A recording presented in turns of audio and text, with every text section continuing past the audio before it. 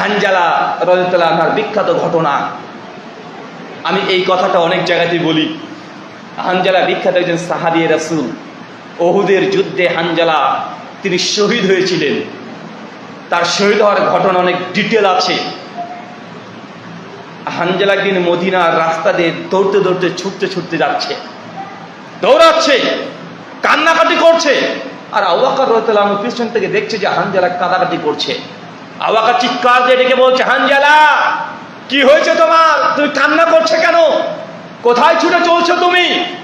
হানজালা চিৎকার দিয়ে আবু বকরকে বলছে, আবু বকর আমি হানজালা মুনাফিক হয়ে গেছি।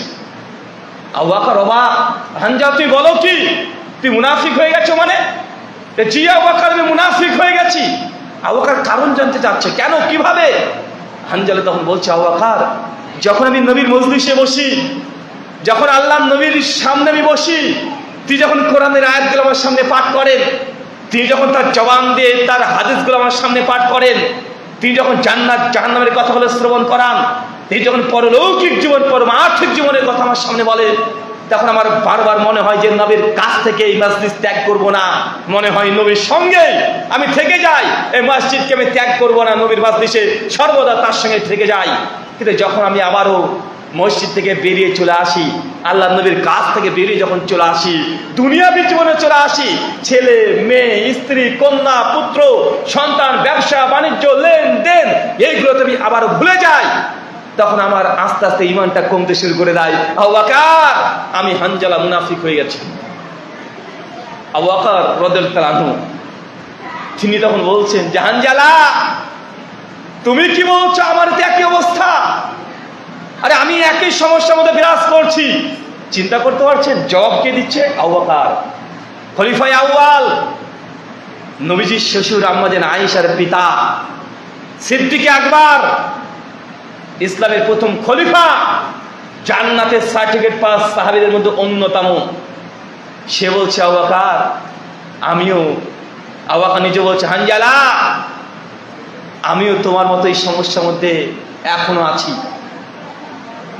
সঙ্গে সঙ্গে আবু বকর বলছে, হানজালা তুমি নয়, চলো আমিও যাব তোমার সঙ্গে। আবু বকর ছুটছে রাস্তা দিয়ে, দুজনে একসঙ্গে ছুটে গিয়ে আল্লাহ নবীর ঘরের সামনে গিয়ে, হুজুরের সামনে গিয়ে দাঁড়িয়ে পড়েছে। আল্লাহ নবীর সঙ্গে তাকে বলছে, কি হয়েছে আমার হানজালার? তোমাকে এত বিষণ্ণতা দেখাচ্ছে কেন? আবু বকর বলছে, আল্লাহ নবী হানজালা মুনাফিক হয়ে গেছে। নবী অবাক, আমার হানজালা মুনাফিক হয়ে গেছে? সঙ্গে সঙ্গে আবু বকরকে বলছে, কি হয়েছে হানজালার? ব্যাখ্যা বিশ্লেষণ করে বলছেন। আল্লাহ নবী শোনার পরে বলছে, আবু বকর হানজালা শোনো, আমার মজলিসে বসার সময় যখন আমার সামনে বসে তোমরা কোরআন হাদিসের কথা বলে শোনো, ওই সময় তোমাদের ঈমানের যে পাওয়ার, যে টেস্ট, যে টেম্পারেচার, এটা যদি সর্বদা তোমাদের মধ্যে থাকতো, তাহলে আসমান থেকে ফেরেশতা প্রতিদিন তোমাদের বিছানাতে এসে ফজরের সময়তে এসে তারা মুসাফা করে চলে যেত। এই হাদিসের ব্যাখ্যা করতে গিয়ে সমস্ত উলামারা একমত, যদি ঈমানের স্বাদ পেতে চান, যদি ঈমানকে বৃদ্ধি করতে চান, যদি ঈমানের নবায়ন করতে চান, ঈমানকে যদি ধরে রাখতে চান, তাহলে নেককার পরেজগার মজলিসে বেশি বেশি ওঠা বসা করতে হবে, তাদের সঙ্গে চলাচল বেশি করতে হবে। যদি চলাচল করেন, অটোমেটিক আপনার ঈমানি জজবা এটা বৃদ্ধি পাবে।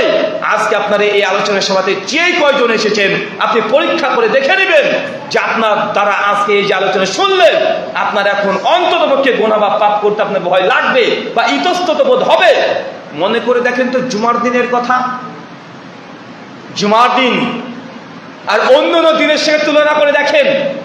যেহেতু জুমার দিন নেককার পরেজগার মজলিসে আসছেন, মসজিদে অবস্থান করছেন, ঘণ্টাব্যাপী জুমার খুতবা শ্রবণ করছেন এবং মানুষের সঙ্গে সালাতে দাঁড়িয়ে আছেন, দেখবেন জুমার দিন কোনো গুনাহ বা পাপ করতে আপনার কিঞ্চিত হলেও আপনার বিবেকে বাধা দেবে। বাধা দেয় কি দেয় না? দেয়।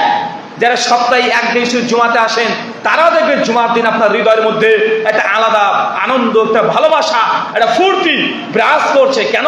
কারণ আজকে আপনি এই মজলিসে এসেছেন, এর দরুন আপনার অন্তর পরিশুদ্ধ হয়েছে, এর জন্য গুনাহ করতে আপনি ভয় পাবেন। অন্ততপক্ষে সেই দিনকে আপনি মনে করেন যে না, আজকে তো জুমার দিন, এই গুনাহ থেকে আমি দূরে থাকি, আমি একটু আগে নামাজ পড়লাম, এমন দেখবেন ফিল আপনার হৃদয়ে আসবে।